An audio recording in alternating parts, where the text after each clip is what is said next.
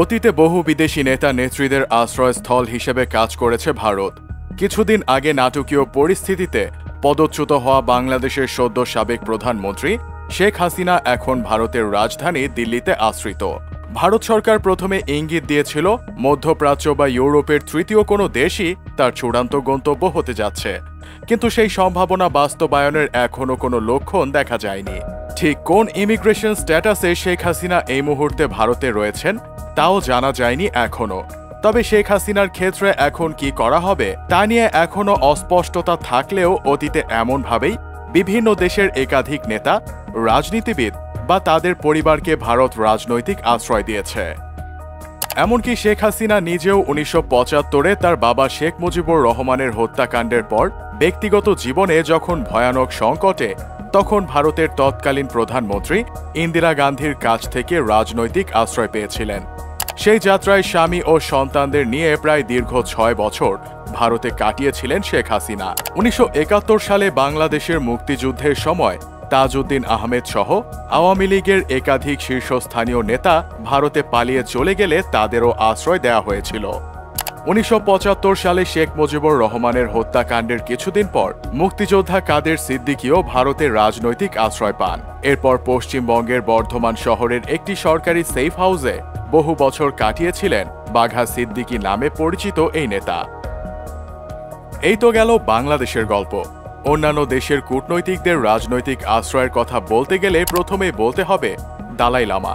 ১৯৫৯ সালের মার্চ মাসের শেষের দিকে দালাই লামা ম্যাকমোহন লাইন ভারতীয় প্রজাতন্ত্রের ভূখণ্ডে প্রবেশ করেন। তার আগে বেশ কয়েক বছর ধরে তিব্বতের এই ঈশ্বর রাজা লাসায় তার পোটলা প্যালেসের সিংহাসনে দিন কাটাচ্ছিলেন চরম অস্বস্তির মধ্যে, কারণ তিব্বতের ওপর চীনের কবজা ক্রমশ এঁটে বসছিল। একটি সূত্রের মতে তখনই অন্তত ৫ লাখ চীনা সৈন্য তিব্বতে মোতায়েন ছিল, পাশাপাশি আরও ছিল তার অন্তত ১০ গুণ হুন বসতি স্থাপনকারী। ১০ মার্চ ১৯৫৯ তিব্বতে মোতায়েন চীনের একজন জেনারেল একটি নাচের অনুষ্ঠানে দালাই লামাকে আসার আমন্ত্রণ জানান, কিন্তু এটাও বলে দেওয়া হয় যে তার দেহরক্ষীরা সেখানে ঢুকতে পারবে না। অনুষ্ঠানের দিন হাজার হাজার তিব্বতী দালাই লামার প্রাসাদের সামনে জড়ো হয়ে এর বিরুদ্ধে প্রতিবাদ জানাতে থাকেন। তিব্বতীরা বহুদিন ধরেই সন্দেহ করছিলেন যে তাদের ধর্মগুরুকে চীনারা অপহরণ করার ষড়যন্ত্র আঁটছে। এই ঘটনায় তাদের সেই ধারণা আরও বদ্ধমূল হয়। ২৩ বছর বয়সী দালাই লামাকে ভারত রাজনৈতিক আশ্রয় দিতে প্রস্তুত। এই আশ্বাস মেলার পর গোপনে রাতের অন্ধকারে কয়েকজন বাছাই করা বিশ্বস্ত সঙ্গীকে নিয়ে তিনি ছদ্মবেশে লাসা ত্যাগ করে ভারত চলে যান। সেই থেকে আজ ৬৫ বছরেরও বেশি সময় ধরে দালাই লামা ভারতের রাজনৈতিক আশ্রয়ে রয়েছেন। মোহাম্মদ নজিবুল্লাহ। মোহাম্মদ নজিবুল্লাহ আহমদজাই, তিনি শুধু নজিবুল্লাহ নামে বেশি পরিচিত ছিলেন। তিনি ১৯৮৬ সালে সোভিয়েতের সমর্থনে আফগানিস্তানের প্রেসিডেন্ট পদে আসীন হন। প্রায় ৬ বছর প্রেসিডেন্ট পদে থাকার পর ইসলামী মুজাহিদিনরা যখন ১৯৯২ সালের এপ্রিলে কাবুল দখল করে, তখন প্রেসিডেন্ট পদে ইস্তফা দিয়ে নজিবুল্লাহ ভারতের কাছে আশ্রয় চান। তা মঞ্জুরও হয় সাথে সাথেই। ভারতের সাথে আফগান রাজনীতিক নজিবুল্লাহর ঘনিষ্ঠ সম্পর্ক ছিল কিশোর বয়স থেকেই। তবে ১৯৯২ সালে ভারতে যাওয়ার চেষ্টায় এয়ারপোর্টে পৌঁছানোর পথেই আফগান নিরাপত্তা রক্ষীরা নজিবুল্লাহকে আটকে দেন, যার ফলে তার আর দিল্লির বিমানে ওঠা সম্ভব হয়নি। নজিবুল্লাহ ছিলেন এমন একজন আফগান নেতা ভারতের কাছ থেকে রাজনৈতিক আশ্রয়ের নিশ্চয়তা পেয়েও যিনি শেষ পর্যন্ত ভারতে এসে পৌঁছাতেই পারেননি। পরে নিজের জীবন বাঁচাতে নজিবুল্লাহ এরপর গিয়ে আশ্রয় নেন কাবুলে জাতিসংঘের কার্যালয়ে, যেখানে মুজাহিদিনরা চাইলেই ঢুকে যেতে পারবে না বলে তিনি ধারণা করেছিলেন। তবে তা আর হয়নি।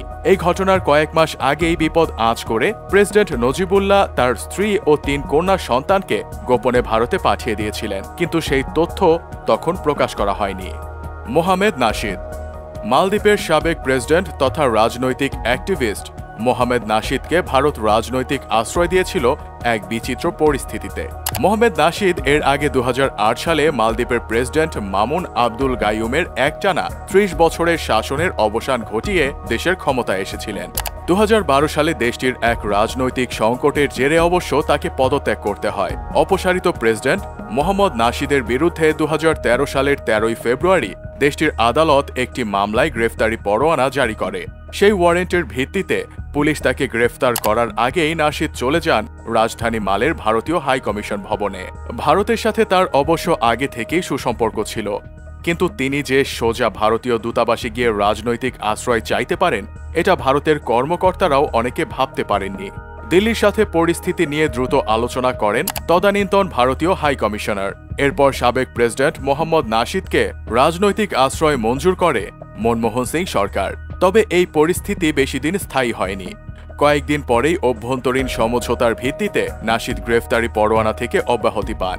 এমনকি প্রতিদ্বন্দ্বিতা করেন ওই বছরের প্রেসিডেন্ট নির্বাচনেও। ভারতও মুক্তি পায় একটি অস্বস্তিকর পরিস্থিতি থেকে। রাজা ত্রিভুবন শাহ ১৯৫০ সালের নভেম্বরে নেপালের তখনকার মহারাজা ত্রিভুবন বীর বিক্রম শাহ তার ছেলে মহেন্দ্র, সবচেয়ে বড় নাতি বীরেন্দ্র ও পরিবারের অন্য সদস্যদের নিয়ে কাঠমান্ডুর ভারতীয় দূতাবাসে আশ্রয় নেন। নেপালের রাজবংশের সাথে যাদের হাতে দেশের শাসন ক্ষমতা ছিল তথা রানাদের সাথে বহুদিন ধরে চলা সংঘাতের জেরেই একটা পর্যায়ে রাজা ত্রিভুবন ওই সিদ্ধান্ত নিয়েছিলেন।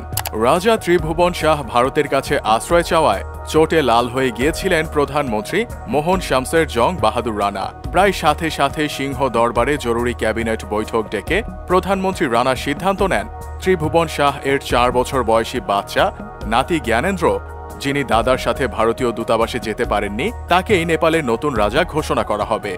এর ৩ দিন পর ১০ নভেম্বর ১৯৫০ নেপালের কাঠমান্ডুতে গৌচর বিমানবন্দরে দুটি ভারতীয় এয়ারক্রাফট এসে নামে, যাতে করে ত্রিভুবন শাহ ও পরিবারের অন্যরা দিল্লিতে রওনা হয়ে যান। তবে ফেলে যান শিশু রাজা জ্ঞানেন্দ্রকে। দিল্লিতে ভারতের প্রধানমন্ত্রী জওহরলাল নেহরু ও অন্য সরকারি কর্মকর্তারা তাদের স্বাগত জানান। রাজা ত্রিভুবন শাহ ও পরিবারের বাকি সবাইকে ভারতের রাজনৈতিক আশ্রয় দেয়।